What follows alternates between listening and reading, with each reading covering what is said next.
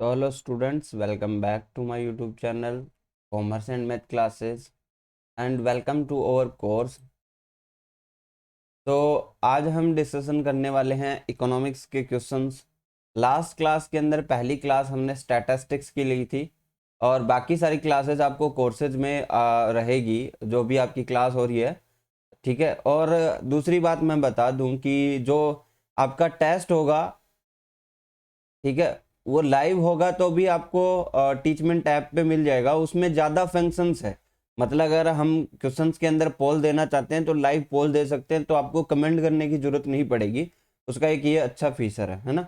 चलिए शुरू करते हैं क्लास को। बीच बीच में आपको मैं डिटेल्स देता रहूँगा। हमारी इकोनॉमिक्स की पहली क्लास है। चलिए, MRTP एक्ट कब प्रभावी हुआ था? प्रभावी कब हुआ था, लागू कब हुआ, तो चीज़ें अलग है। ये इसका जो पूरा नाम है वो क्या है? एकाधिकार यानी मोनोप्लास्टिक एवं प्रतिबंधात्मक यानी रिस्ट्रिक्टेड ट्रेड बिहेवियर एक्ट था, ये जो लागू किया गया था। इसका जो लागू कब हुआ था, ये 1 जून 1970 में लागू हुआ। और इसका जो अधिनियम जो है वो संसद में 18 दिसंबर 1969 में पास किया गया, ठीक है। और इसका मुख्य कार्य क्या था? इसका जो प्रयोग करके एकाधिकार पर रोक लगाना था, यानी कोई चीज पर आपका एकाधिकार हो गया तो आप कीमतें कितनी भी बढ़ा सकते हो। तो उसमें एकाधिकार और प्रतिबंधात्मक दो अनुचित व्यापार जो पद्धतियां हैं उसको बंद करने के लिए ऐसा रूल लागू किया, ठीक है। और अब ये खत्म हो चुका है, इसलिए मैंने इसको लिखा हुआ है 2002 के अंदर जो प्रतिस्पर्धा अधिनियम है उसका वो आ गया, इसको रिप्लेस कर दिया गया है। तो इसका राइट आंसर तो ये हो जाएगा 1 जून 1970 हो जाएगा। 1 जून 1970 आप लिख लेना। बट आपको ये ध्यान में रखना है कि 2000 में प्रतिस्पर्धा अधिनियम आया था जो इसको रिप्लेस करता है। ये क्वेश्चन एक बार पीसीएस के एग्जाम में पूछा गया था, इसलिए मैंने इसको लिया है ना। चलिए नेक्स्ट क्वेश्चन देखिए। अल्पाधिकार प्रतिस्पर्धा का लक्षण क्या है? यानी आपका ओलिगोपोली जो होता है कंपटीशन, उसका क्या लक्षण होता है? ये सारी चीजें आपको पढ़नी है। इकोनॉमिक्स मैं पहले ही बता दूं कि इकोनॉमिक्स में अब की बार आपको ज्यादा मेहनत करनी पड़ेगी। आप ध्यान रखना, अभी से मैं बोल रहा हूं तो आप समझ लीजिए कि ये जरूरी है, ठीक है। अब देखिए क्या क्या ऑप्शन है हमारे पास। कुछ प्रभुत्वशाली फर्म तथा प्रवेश पर महत्वपूर्ण बाधाएं रहती है। तो ये बात तो सही है कि इसका जो कुछ प्रभुत्वशाली जो फर्म होती है उसके प्रवेश पर क्या रहेगी? महत्वपूर्ण बाधाएं रहेगी। बड़ी फर्म तथा कोई प्रवेश बाधा नहीं, ये गलत ऑप्शन आ गया। अनेक छोटी छोटी फर्म तथा कोई प्रवेश बाधा नहीं, ये भी। एक प्रभुत्वशाली फर्म तथा न्यून प्रवेश बाधा, यहाँ पे महत्वपूर्ण बाधाएं होगी, न्यून प्रवेश पर बाधाएं नहीं होगी। अगर आपको लक्षण पूछता है अल्पाधिकार के क्या लक्षण है प्रतिस्पर्धा के, तो आपको ध्यान रखना है कि कुछ विक्रेता जो पूरे उद्योग को नियंत्रित करते हैं। कुछ यानी अल्पाधिकार का मतलब तो ये, एकाधिकार का मतलब क्या है? एक के पास अधिकार है। अल्पाधिकार के पास यानी कुछ लोगों के पास अधिकार है। कुछ लोग क्या करते हैं, फिर वो उस उद्योग को क्या करते हैं? नियंत्रण करते हैं कुछ लोग ही, यानी उनके पास ही अधिकार है, तो उसको हम क्या बोलते हैं? अल्पाधिकार बोलते हैं। दूसरी क्या हो जाएगी, जो दूसरी विशेषता है उसके अंदर आप क्या देखोगे कि इसके अंदर प्रवेश में बाधाएं पाई जाती है। क्या पाई जाएगी? प्रवेश बाधाएं पाई जाएगी। क्योंकि अब देखिए, मान लीजिए कि ऐसा कोई बिजनेस है जिसमें सिर्फ 10 लोगों के पास ही इतना मटेरियल है या फिर वही प्रोवाइड करवाते हैं मार्केट के अंदर, तो वो कंपटीशन तो देंगे, नए लोगों को नहीं आने देंगे, प्रवेश पे बाधाएं मिलेगी। अब क्या होगा, एक दूसरे पर निर्भर जो है फर्में पाई जाएगी। जैसे 10 लोग हैं, ये एक दूसरे के ऊपर क्या होंगे? डिपेंडेबल होंगे, प्रचलित विज्ञापन होंगे। अब इसका एग्जाम्पल कैसे लेंगे कि कौन कौन सी ऐसी चीजें हैं जो इसमें अल्पाधिकार के अंदर पाई जाता है? जैसे ऑटोमोबाइल इंडस्ट्रीज है। क्या है? Automobile industries. आपको समझने के लिए मैं एग्जाम्पल दे रहा हूं, ठीक है। ऑटोमोबाइल इंडस्ट्रीज है, स्टील इंडस्ट्री है। अब आपको पता होगा कि जो स्टील इंडस्ट्री है उस पे एकाधिकार करके ही अभी तक जो है ऊपर गया था। लक्ष्मी निवास मित्तल, आपको नाम सुना होगा। तो इसमें आ गया एयरक्राफ्ट। एयरक्राफ्ट जो बनाती हैं मैन्युफैक्चरिंग कंपनियां हैं, एयरक्राफ्ट, ठीक है। तो ये सारी किस में आएंगी? ओलिगोपोली में आएगी या अल्पाधिकार के अंदर आएगी? अल्पाधिकार से आप सीधा सीधा समझिए कि कुछ लोगों के पास अधिकार है, एकाधिकार के पास एक व्यक्ति के पास इतना अधिकार होता है तो वो पूरे उद्योग पर नियंत्रित करता है। ठीक है, चलिए नेक्स्ट क्वेश्चन देखते हैं। मैं ज्यादा डिटेल्स में नहीं समझाऊंगा, बाकी आप समझ लीजिएगा कि, चलिए नेक्स्ट देखिए, निम्नलिखित में से कौन सी पूर्ण प्रतियोगिता की दशा शर्त नहीं है? पूर्ण प्रतियोगिता, प्योर कंपटीशन जिसकी हम बात करते हैं। ठीक है, फर्मों की बड़ी संख्या, घटकों की पूर्ण गतिशीलता, मूल्य का निर्धारण उद्योग द्वारा होता है न कि व्यक्तिगत फर्म द्वारा, व्यक्तिगत विक्रेता क्रेता बाजार में मूल्य निर्धारण करते हैं, मूल्य को प्रभावित करते हैं। तो डी ऑप्शन सही हो जाएगा, क्योंकि प्योर कंपटीशन है, किसी के पास कोई भी जगह नहीं है, प्योर कंपटीशन है। अगर प्योर कंपटीशन की आप बात करोगे तो उसकी क्या क्या विशेषताएं पाई जाएगी? प्योर कंपटीशन के एक तो ये बात होगी कि फर्मों की ज्यादा संख्या होगी और क्रेताओं की भी बहुत संख्या होगी। अब जैसे प्रतियोगिता सबसे ज्यादा कब होगी? जैसे आप एग्जाम्स की बात लेते हैं, जैसे बड़े एग्जाम्स जो होते हैं रीट, उसमें क्या मिलेगा आपको? प्योर कंपटीशन मिलेगा। तो उसी तरह फर्मों की संख्या क्या होगी? बहुत ज्यादा होगी, फर्मों की संख्या ज्यादा होगी। या आप रीट के मामले में बोलोगे कि फार्मों की संख्या ज्यादा होगी और पदों की संख्या भी ज्यादा होगी, यानी यहाँ पे क्रेताओं की बड़ी संख्या होगी, क्रेताओं की बड़ी संख्या होगी। दूसरी क्या विशेषता आपको मिलेगी इसके अंदर कि घटकों की पूर्ण गतिशीलता, घटकों की क्या रहेगी? पूर्ण गतिशीलता। मूल्य उद्योग द्वारा निर्धारित होता है न कि फर्म द्वारा। मूल्य किसके द्वारा निर्धारित होगा? उद्योग के द्वारा होगा। ऐसा नहीं है मान लीजिए कि 500 रुपए की कोई चीज मिल रही है और आप उसका 550 रुपए ले सकते हो, क्योंकि पूर्ण प्योर कंपटीशन है। आप दूसरे के पास से जाओगे 500 में मिल जाएगी, तो इसमें उद्योग जो है वो मूल्य निर्धारित करता है। और यहाँ पे व्यक्तिगत विक्रेता किसी भी मूल्य को प्रभावित नहीं कर सकता, ये ध्यान रखिएगा प्योर कंपटीशन के अंदर। ठीक है, और एक जैसे उत्पाद और प्रतिस्थापन वस्तुएं अवेलेबल रहती है। चलिए नेक्स्ट देखिए, आपको समझ में नहीं आएगा एक बार के लिए, लेकिन मैं जो चीज बोल रहा हूं ना वो चीज आप समझिए। जैसे अल्पाधिकार का मैंने मीनिंग बताया, पूर्ण प्रतियोगिता की कुछ विशेषताएं बताई, ये चीज आपके लिए इंपॉर्टेंट है। इस बाजार संरचना में मांग पूर्णतः लोचील होगी, यानी which market structure the demand is perfectly elastic.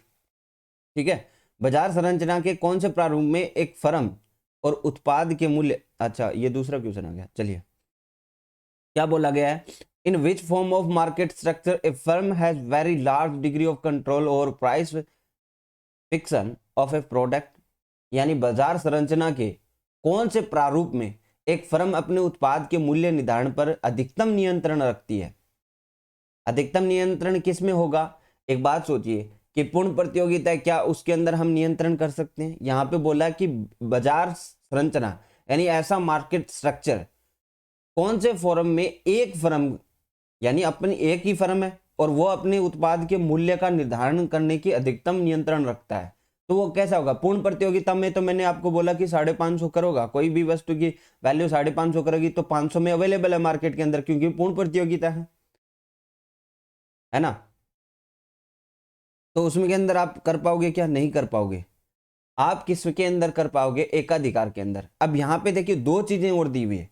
अगर मैंने एकाधिकार बोला क्योंकि एक की फर्म है, मान लीजिए एक ही चीज है जो प्रोवाइड करवाती है, ठीक है, एक ही चीज है जो एक चीज प्रोवाइड करवाती है। अब वो 500 में दे रही है और 550 में कर देगी, तो लोगों के पास ऑप्शन क्या है? वही चीज है।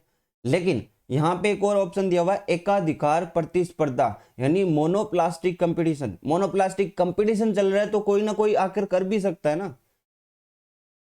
भाई। कंपटीशन चल रहा है तब तो कोई एक व्यक्ति कम में अवेलेबल भी करा सकता है।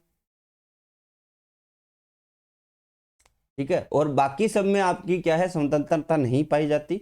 इसमें एकदम संपूर्ण जो है स्वतंत्रता पाई जाती है। तो उसके लिए आपको ध्यान में रखना है, ऐसे क्वेश्चन आते हैं जिसमें डाउट रहता है। आप क्या करते हैं? एकाधिकार प्रतिस्पर्धा कर देते हैं कि कंपटीशन का ही पूछा है, प्रतिस्पर्धा कर देते हैं।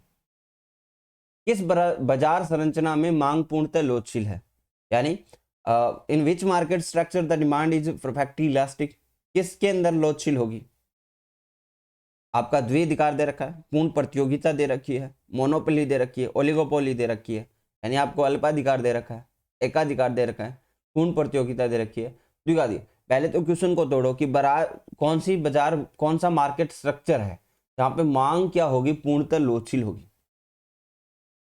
ठीक है, तो ये किस में होगी, पूर्ण प्रतियोगिता, क्योंकि पूर्ण प्रतियोगिता की आपको विशेषताएं मैंने पहले भी बताई थी। क्रेता और विक्रेता की क्या होगी, बड़ी संख्या होगी। क्रेता और विक्रेता की क्या होगी, बड़ी संख्या में अवेलेबल रहेंगे।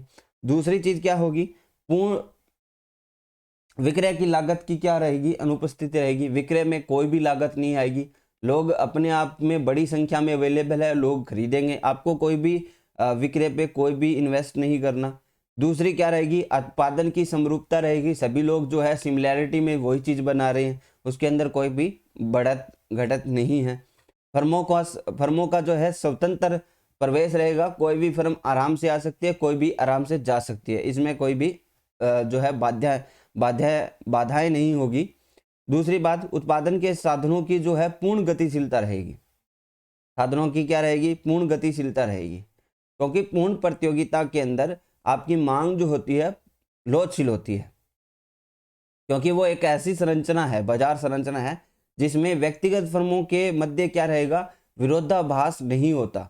क्या नहीं होता, व्यक्तिगत जो फर्म होगी उनके बीच में क्या होगा, विरोधाभास नहीं होगा, तो इसलिए जो वैल्यू है उसको प्रभावित नहीं कर सकती। इसके अंदर मैंने आपको पहले ही बताया था, इसका मूल्य कौन निर्धारण करेगा, उद्योग करेगा, उद्योग। ध्यान रखिएगा, अब की बार इकोनॉमिक्स में आपको सबसे ज्यादा ध्यान देना है, मैं पहले ही बता देता हूँ, 2-3 बार रिपीट कर रहा हूं मैं, ठीक है, कोर्स के अंदर तो चलता ही रहता है हमारे। चलिए, मांग का नियम कहते हैं, मांग का नियम क्या कहता है। बेसिकली अगर आप पूछे कि लॉ ऑफ डिमांड क्या है, तो इसमें ऑप्शन आपको देख के बताना है कि लॉ ऑफ डिमांड क्या कहता है। कीमत और मांग के मध्य सदैव सीधा संबंध होगा। सीधा संबंध का मतलब क्या है कि जितनी मांग बढ़ेगी उतनी वैल्यू बढ़ेगी। दूसरा बोलता है कि कीमत और मांग के मध्य सदैव विपरीत संबंध होता है, यानी मांग बढ़ेगी तो आपका प्राइस नीचे होगा, या फिर प्राइस बढ़ेगा तो मांग नीचे जाएगी। ये बोलता है कि विपरीत संबंध है। मांग तथा इच्छा के मध्य सदैव सीधा संबंध है, मांग तथा कीमत के मध्य संबंध नहीं होता। पहली चीज तो ये, हम बात कर रहे हैं डिमांड के नियम की, लॉ ऑफ डिमांड की बात कर रहे हैं। सामान्यता यानी हम विशेष परिस्थितियों को नहीं ले रहे, सामान्यता जो होगा, हम ये मानते हैं मांग के नियम में कि जब जब वस्तु की प्राइस बढ़ेगी, यानी प्राइस इंक्रीज होगी,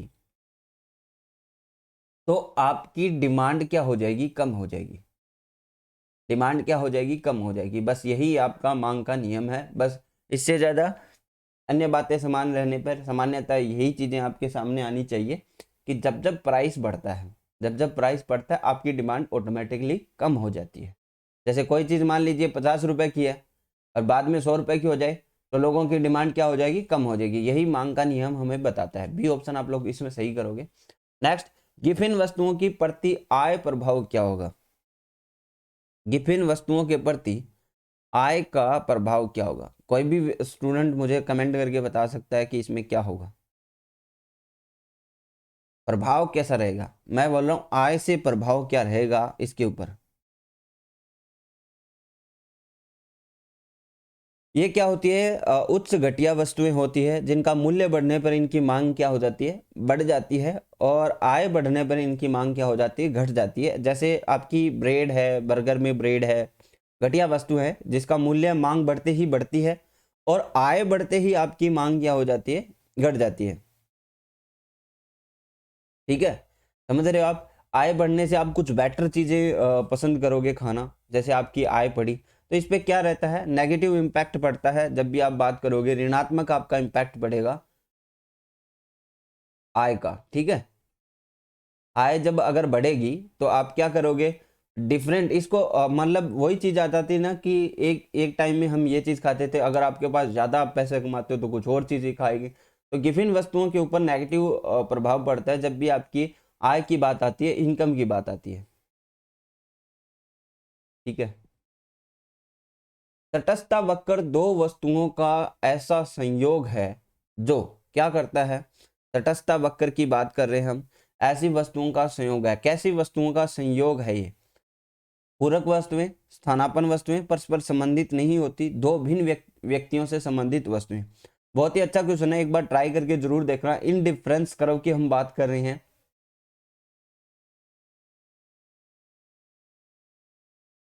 देखिए इसीलिए तो मैंने स्टार्टिंग में मैंने ये सोचा था कि हम सिर्फ एमसीक्यू कोर्स ही करेंगे। फिर मैंने उसको फुल कोर्स में इसलिए कन्वर्ट किया क्योंकि कुछ चीज़ें आपको कुछ टर्मिनोलॉजी समझ में आनी बहुत ज़रूरी है। जैसे तटस्थ वक्र है, ये ऐसे अगर हम एमसीक्यूज में बोलेंगे आप 2-3 बार रट्टा मार लोगे लेकिन वो समझ में नहीं आएगा। समस्या यहाँ पे आती है। देखिए तटस्थ वक्र, पहली चीज तो दो परस्पर स्थानापन्न वस्तुओं की हम बात करते हैं क्योंकि दोनों से हमें क्या मिलती है, समान संतुष्टि मिलती है, इसलिए हम उसकी बात करते हैं कि एक दूसरे को स्थानापन्न कर सकें। ठीक है,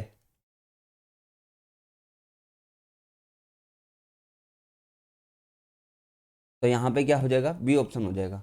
तटस्थ वक्र किन दो वस्तुओं का ऐसा संयोग है, वो स्थानापन्न वस्तुओं का है जिससे हमें समान संतुष्टि मिलती है। इसमें हम इंडिफरेंस कर्व को यूज करते हैं। मांग के नियम का अपवाद क्या है, exception of the law of demand, घटती हुई सीमांत उपयोगिता, गिफिन विरोधाभास, उत्पादों के विभिन्न प्रयोग, स्थापन वस्तुओं का मूल्य। इसमें से कौन सी चीज जो है आपका अपवाद है? तो ये गिफिन विरोधाभास का जो है आपके अंदर क्या रहेगा, मांग के नियम का अपवाद रहेगा। और कौन कौन से अपवाद हो सकते हैं, जैसे एक तो गिफिन वस्तुओं के बीच में क्या करता है, ये विरोधाभास करता है, रूल्स को तोड़ता है। क्या करता है, रूल्स को तोड़ता है, क्योंकि इसकी अगर मान लीजिए कि कीमत बढ़ती है तो मांग भी बढ़ती है इसके अंदर। मैंने बताया था ब्रेड और वो सब चीजें अभी जो लास्ट क्वेश्चन के अंदर मैंने। दूसरा क्या हो सकता है कि कुछ विशिष्ट वस्तुओं के संबंध में मांग का नियम लागू ही नहीं होता, काम ही नहीं करता। जैसे आपने देखा होगा एप्पल कंपनी के जो भी फोन है ना, इनकी अगर प्राइस बढ़ जाती है तो भी लोगों के अंदर कोई ज्यादा इफेक्ट नहीं आता। तो विशिष्ट उपभोग की वस्तुएं जो स्पेशली उसी के लिए यूज की जाती है उसके अंदर आपको इसमें कमी नजर आएगी। या फिर मान लीजिए कि खरीदारों की अज्ञानता की दशा में मांग के नियम का अपवाद रहता है। ठीक है, जो मान लीजिए कि अगर समझदार व्यक्ति है और कीमत बढ़ रही है तो वो नहीं खरीदेगा, लेकिन कुछ अज्ञानता रहेगी तो आप मांग बढ़ेगी तो भी प्राइस बढ़ेगी तो भी खरीदेगा। तो ये कुछ अपवाद आते हैं बेसिकली जब आपसे पूछे जाते हैं, तो इस तरह के क्वेश्चन आपसे पूछ लिए जाते हैं। जब मुद्रा की पूर्ति में कमी होती है तब वस्तुओं की कीमतें हैं बढ़ती है, घटती है, स्थिर रहती है, उपयुक्त में से कोई नहीं। इन्फ्लेशन का सबसे जो है अच्छा टॉपिक्स रहता है इन चीज़ों के बीच में, जब आप समझते हो कि किस तरह कंट्रोल करती है सरकार महंगाई को और किस तरह कंट्रोल किया जा सकता है। इन चीज़ों की बातें हम इन्हीं चीज़ों में करते हैं। चलिए इसमें बताइए क्या होगा। तो जब भी मुद्रा की जो पूर्ति में कमी की जाती है तो आपकी क्या हो जाएगी, वस्तुओं की कीमतें क्या हो जाएगी, घट जाएगी, क्योंकि आपके पास क्या नहीं रहेगी, पैसे नहीं रहेगी, और आपकी वस्तुओं का मूल्य जो है अपने आप ही स्वतः ही घट जाएगा। कीमतें घटती हैं, जबकि मुद्रा की अगर ज्यादा पूर्ति हो रही है तो वस्तुओं की कीमतें ज्यादा बढ़ जाती है ना। अब समझिए इसमें कैसे काम करता है ये चीज समझिए, कि मान लीजिए कि जो इंटरेस्ट रेट है ना, जो ब्याज की रेट है, वो अगर कम कर दी गवर्नमेंट ने, आरबीआई कंट्रोल करता है, मौद्रिक नीतियां, राजकोषीय नीतियां वित्त मंत्रालय देखता है, तो इन चीजों का भी आपको बेसिकली ध्यान रखना है। इकोनॉमिक्स मैंने कहा ना, इकोनॉमिक्स की बार इफेक्ट डालेगा। तो यहाँ पे क्या रहेगा कि जब भी आपकी इंटरेस्ट का रेट कम की जाती है तो लोग क्या करते हैं, ब्याज लेते हैं, पैसे लेते हैं, लोन लेते हैं। लोन लेते हैं तो उनके पास पैसा आता है, यानी मुद्रा की जो है पूर्ति ज्यादा होती है, और ज्यादा होती है, मार्केट में पैसा है तो लोग खरीदेंगे, और खरीदेंगे तो क्या होगा भाई, ज्यादा खरीदारी क्या करेगी, महंगाई को बढ़ाएगी ना। जब लोग खरीद रहे हैं, लोगों की डिमांड ज्यादा है, डिमांड ज्यादा यानी आपका मूल्य ज्यादा हो जाएगा। जैसे मान लीजिए किसी के पास 10 ही आलू है और लोग है 50 खरीदने वाला, तो वो अपने मैक्सिमम प्राइस बताएगा ना भाई। 50 में से उसे पता है कि कौन कौन खरीद सकता है ना, 10 ही बेचने हमें तो वो क्या करता है, इन्फ्लेशन को बढ़ाता है। तो इसी तरह अगर मुद्रा मुद्रा में कमी करनी है तो बैंक रेट को क्या कर दिया जाए, अत्यधिक, तो मुद्रा की क्या रहेगी, मार्केट में कमी रहेगी, मार्केट में कमी रहेगी तो लोग कम खरीदेंगे, डिमांड कम तो फिर प्राइस अपने आप ही कम हो जाएगा। इस तरह की चीजें आप लोगों को थोड़ी थोड़ी ध्यान में होनी चाहिए। क्वेश्चन अच्छा क्वेश्चन है ना। देखिए थ्योरेटिकल क्वेश्चनों की बहुत ही अच्छी स्ट्रिक होती है। देखिए अब जैसे ये देखिए, आराम की वस्तुओं की मांग होती है, कैसी मांग होती है। अब यहाँ पे ये क्वेश्चन आपको ऐसे लग रहा है कि ये क्या बकवास क्वेश्चन है, लेकिन ये एग्जाम में आ जाए ना तो मैं गारंटी के साथ कहता हूँ काफी सारे स्टूडेंट को नहीं पता कि कैसी होगी। ये क्वेश्चन कैसे होगा? लेकिन ये क्वेश्चन का एक नंबर है, एक नंबर एग्जाम्स में बहुत इंपॉर्टेंट हो जाता है। मैं कहता हूँ सबसे इंपॉर्टेंट होता है। अगर आप इस तरह सोच सोच के हर क्वेश्चन को करें तो आपको से ज़्यादा 60-65 क्वेश्चन ही करके आने होते हैं। अगर वो सही रहते हैं तो बस आपका सिलेक्शन हो जाता है। बट यहाँ पे आपको हर टॉपिक्स, हर इम्पोर्टेंट को समझना है कि अगर मैं बता रहा हूँ एक एक क्वेश्चन इंपॉर्टेंट है। ऐसे तो आप वीडियो लाखों वीडियो देखते हो, लेकिन इंपॉर्टेंट चीज़ें इंपॉर्टेंट ही रहेगी। चलिए बताइए, आराम की वस्तुओं की मांग कैसी होगी? लोचदार होगी, इलास्टिक होगी, अत्यधिक लोचदार, अलोचदार। आराम की वस्तुओं और जो विलासिता की वस्तुएं होती है, जो हमारे शौक शौक होते हैं ना, उनकी चीज़ों की बात कर रहे हैं, तो उनकी मांग जो होती है वो इलास्टिक होती है। इनकी पूर्ति में वृद्धि के साथ क्या होती है कि उपयोगिता भी धीरे धीरे क्या हो जाती है, खत्म हो जाती है। तो इनके थोड़े मूल्य में भी कमी आती है ना, तो जो मांग है ना वो बहुत ज़्यादा बढ़ जाती है। इसलिए इसकी मांग क्या होती है, लोचदार। जैसे कुछ भी चीज़ें समझ सकते हो आप।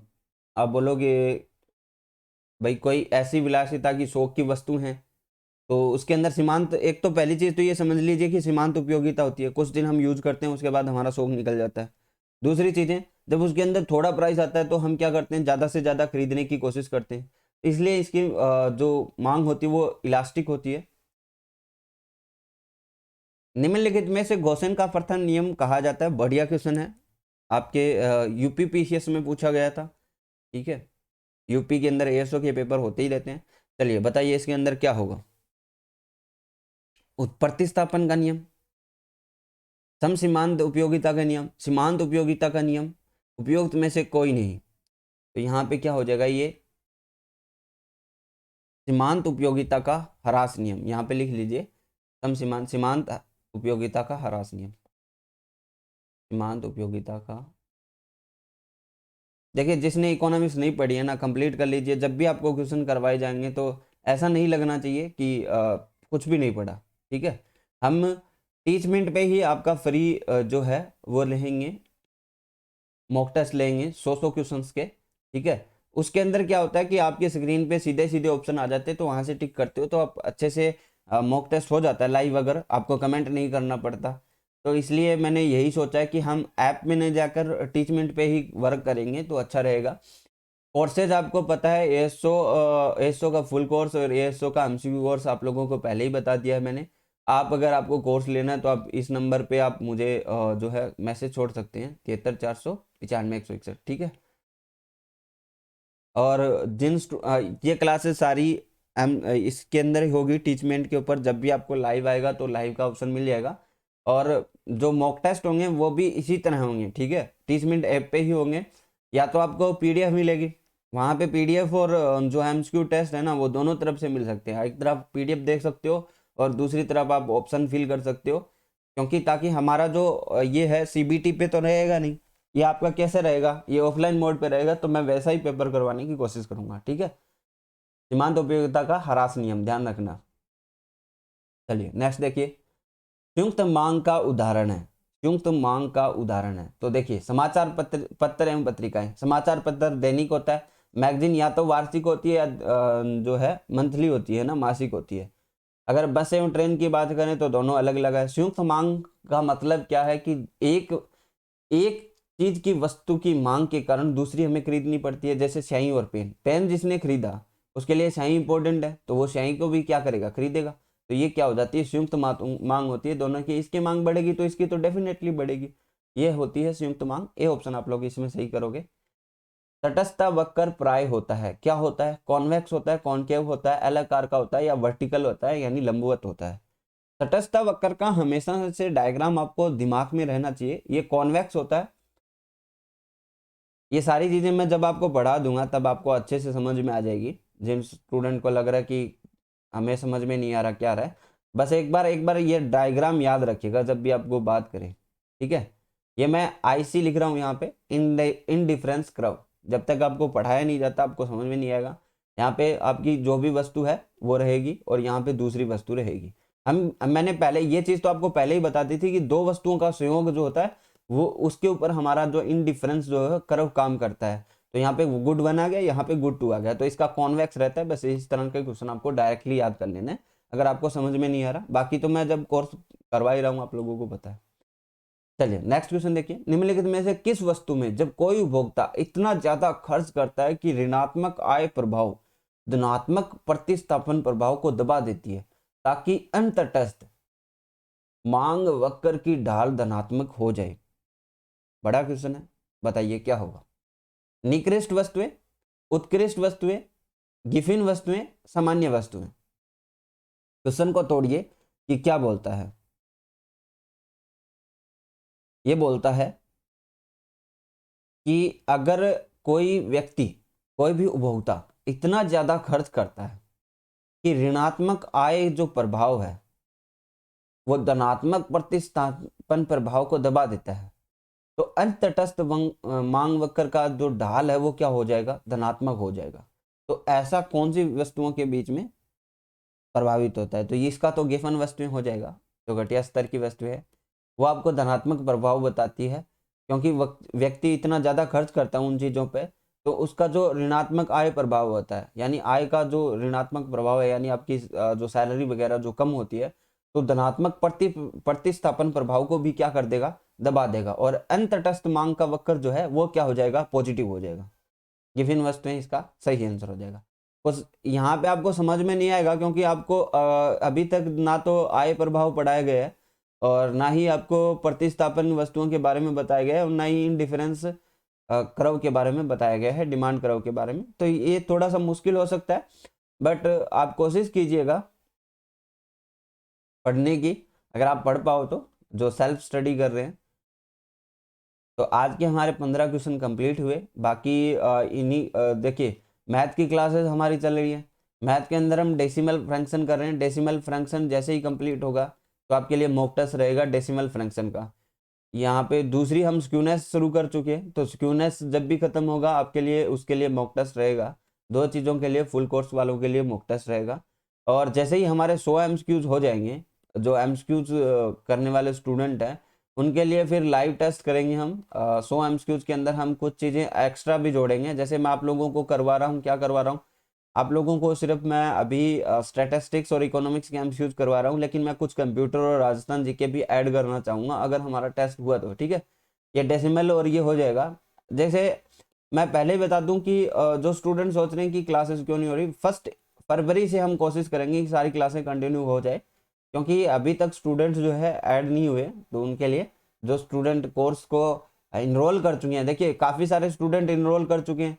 अब इनरोल कर चुके हैं तो उनके लिए आपका फी पेमेंट हो जाएगा, तभी वो आपको अप्रूवल मिलेगा। ठीक है, आज के लिए बस इतना ही। नेक्स्ट क्लास में मिलते हैं। Thank you, bye, have a nice day.